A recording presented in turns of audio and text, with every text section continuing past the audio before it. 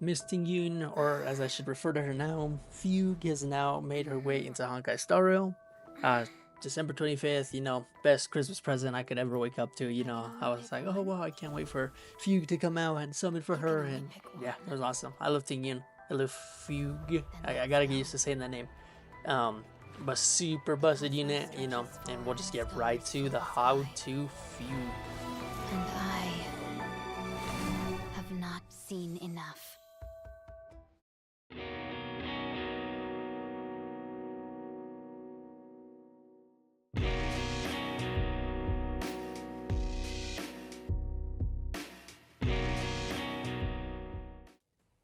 So to get right into it, Fugue is Honkai Star Rail's newest 5-star Nihility fire unit. She brings a lot of value to break teams and super break teams, and will be a very solid support option for break-oriented DPS, i.e. Boot Hill, Rappa, Firefly, and even Shui. So first and foremost, what does her kit do? So her skill, which is her main selling point, so when Fugue uses her skill on a teammate, she will give them the Foxy and Prayer buff, and she will enter the Torrid Scorch state for 3 turns. While the teammate has the Foxy and Prayer buff, they will have the break effect increased by 30%. They can also reduce toughness bars of enemies that don't have the corresponding weakness. Also, when Fugue is in the Torrid Scorch state, her basic attacks are enhanced, and she has a 100% chance to reduce enemy defense by 18% for 2 turns when your teammate with the Foxy and Prayer buffs attack. So essentially what you want to do is you want to use your skill on one of your teammates. I'm going to use Boo Hill here as an example to give him the Foxy and Prayer. This will in turn give him a 30% break effect increase and reduce enemy defenses for whenever he attacks. I'll put up a little diagram here to help explain that and break it down a little bit. The next part of her kit, her ultimate, it's kind of simple. It just does a massive AoE attack and it ignores the weakness type. Aside from dealing damage, it really doesn't do too much. I wish it provided some sort of buff for like res dread or something, but yeah, just a big AoE attack, nothing crazy. Now for the meat and bones of her talents. So when Fugue is on the field, enemies will get the Cloud Flame Luster equal to 40% of their max toughness. When the enemy toughness is reduced to 0, Cloud Flame Luster can still be further reduced to 0, which will cause the enemy to take break damage. This basically means that once the enemy's toughness is broken, you can break their toughness again, basically doubling your damage and doubling their recovery rate. Pretty busted, especially considering that some of these enemies are getting a lot faster. Being able to essentially double break them is going to help a lot of DPS out. And also, when teammates attack weakness broken enemies, their attack converts into 1 instance of super break damage. So she's basically like Harmony MC, just different. And then the way that the game is going with the new like summons and stuff, I'm pretty sure they're pushing for Fugue to be like the replacement for Harmony MC. And they did a fantastic job in replacing the Harmony MC, which was already broken. So next for her technique. After using her technique, she inflicts the enemies with daze lasting for 10 seconds. When the enemies are dazed, they won't attack, and when attacking these dazed enemies, Fugue's action is advanced by 40% with a 100% base chance to reduce the defense of enemies by the same amount as their skill. Pretty good technique, especially one that's like active and it won't attack the enemies. Basically means you can use a skill on a different, or a technique on a different character. For her traces, her A1, after an ally breaks the weakness of an enemy, their actions are delayed by 15%. A2 increases Fugue's break effect by 30%, and after her first use of her skill, recover 1 skill point, basically like Harmony MC, pretty good. A2. Her A3, when an enemy's weakness gets broken, increase all teammates' break effect by 6%, and if Fugue's own break effect is over 220, you will boost break effect by an additional 12% for up to 18% more break effect for teammates. This lasts 2 turns and can stack 2 times, so make sure this is going to be one of the big priorities of Fugue is having that 220%. And keep in mind, this is in battle, not outside of it. I found like a good threshold to have is like 180. If you're running Ron May, maybe less even, just because Ron May gives so much break effect to everyone. But usually, like, I want to say like 160 to 180 is like a good point. And again, you can always check, just go into like a boss fight or go into like an enemy fight and just see how much she's at. But 220 is the absolute minimum you want to have on her. Her trace bonus gives her plus 14 speed. That's pretty good. That's really good actually. I think that's like one of the first characters that gets that much. 24% break effect and 10% HP. Now for my super duper duper big spenders, her Eidolons. So her E1, allied with the Foxian Prayer, has her weakness break efficiency increased by 50%. This is super busted. This essentially turns it into kind of like a mini Ron Mei, and that's what Ron Mei gives. So this is a really strong one. For her E2, when the enemy weakness gets broken, Fugue will regenerate 3 energy, and after using her ult, will advance the action of all allies by 24%. Also kind of busted. I know her ult doesn't do much, but this kind of changes that. This will give her ult like a lot more use, and will like make you want to build it a little better. But very strong E2 as well. For E4, ally that has the Foxian Prayer buff will have their break damage increased by 20%. Her E3 and E5 just increase the skill, talent, and ultimate level plus 3. Nothing too crazy. And finally, her E6 increase Fugue's weakness break efficiency by 50%. And while she is in the Torrid Scorch state, all allies will receive the Foxian Prayer buff. So this essentially means that you're no longer restricted to just one teammate having the skill buff. Now your entire party has it. And this is super strong, especially if you run characters like Lingsha that do a lot of attacks with like her summon and stuff. Like this is a really really good E6. Like, and I'm just straight up just thinking of Lingsha. Like I'm not like really like thinking into account anyone else. Like Gallagher, right, could use this. HMC could use this even, you know, if you're running them together, of course. For her relic sets, there's really no amazing 4-piece set on Fugue, and I think it's better to just run like a two-piece to like make sure you hit that break effect of 220. But some good 2-pieces that you can run are the 2-piece Iron Chivalry, 2-piece Thief of Shooting Meteor is also good, 2-piece Watchmaker, and all these increase break effect by 16%. Personally, I would run a 2-piece of this and then a 2-piece Messenger or 2-piece Sacerdos. Having that extra speed is just going to help and just keep up with the energy cost, especially since you're not going to be really running an energy recharge rope. And again, it doesn't really do much, the ultimate, but it will give you some extra damage that just it will stack up. For her planar set, Talia is her best 2-piece. So not only will this increase her break effect by 16%, but when her speed reaches 145 or higher, it'll increase by an additional 20%. And keep in mind, she's already getting 14 just from her trace bonus. So hitting 145 shouldn't be too difficult. And then if you're running a 6% speed boost 2-piece, this should also make it slightly easier.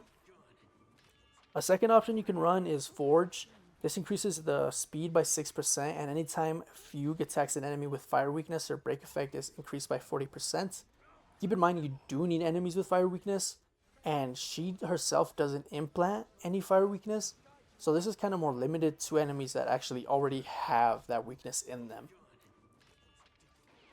And then for your main stats, you're going to do head, HP, gloves, attack. You know, that's the same thing as always. For her body, you want effect hit rate. You want to make sure your defense debuffs are always going through.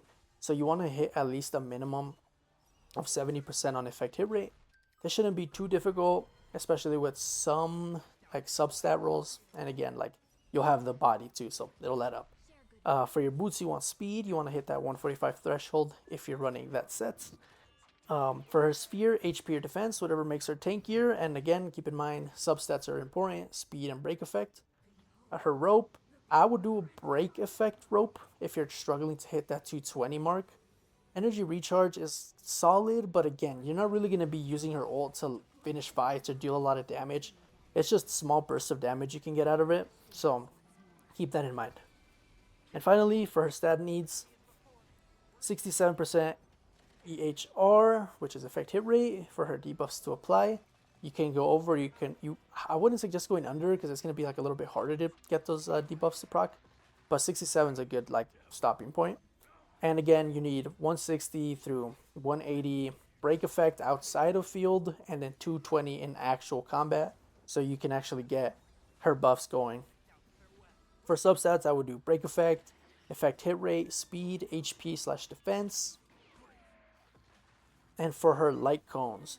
So her signature light cone, Long Roads Lead Home, increases her break effect by 60%. And when the enemy is weakness broken, there's a 100% base chance to give them the charring debuff, which increases the break damage they receive by 18% for 2 turns, and they can stack up to 2 times. This is really good. However, I don't think it's a must pull. It's really difficult, especially when it comes with her, since there's not really any good light cones that can like really work like with her. And I think I think HoYoverse kind of created an issue here where it's like, oh well, there's not really that many options, so here's the solution, right? And they're gonna sell it to you in a limited light cone.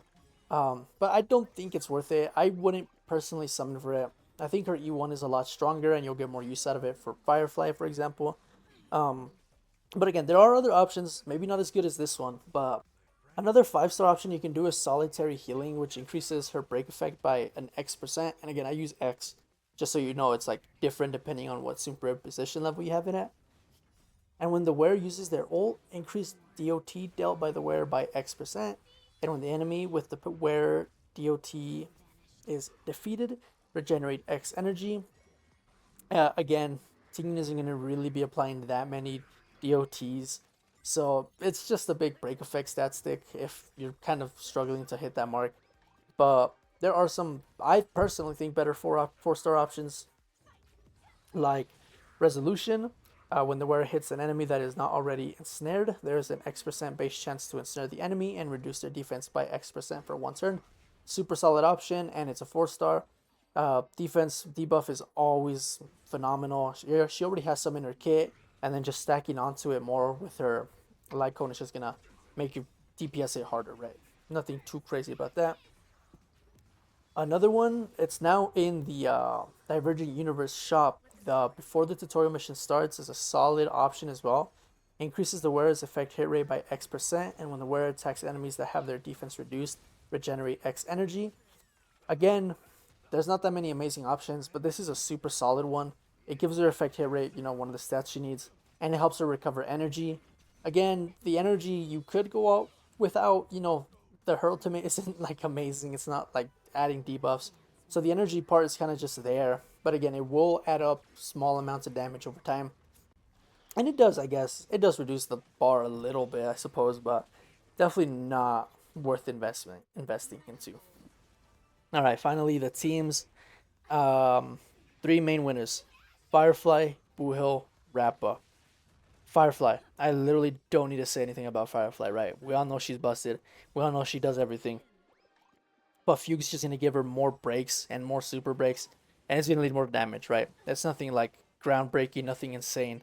But now you can swap off your Harmony Trailblazer, right? You can put them on like a different path.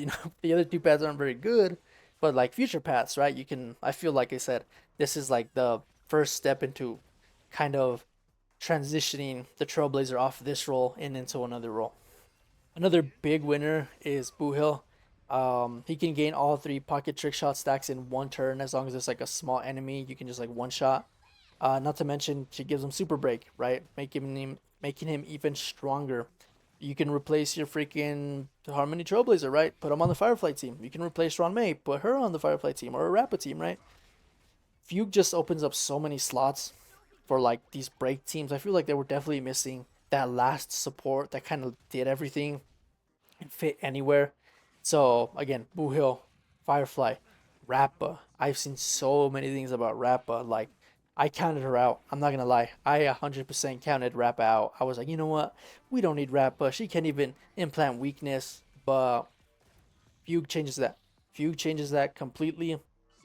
Fugue allows her to break, even though they're not like the same type. She gives super breaks. She just makes Rappa absolutely insane.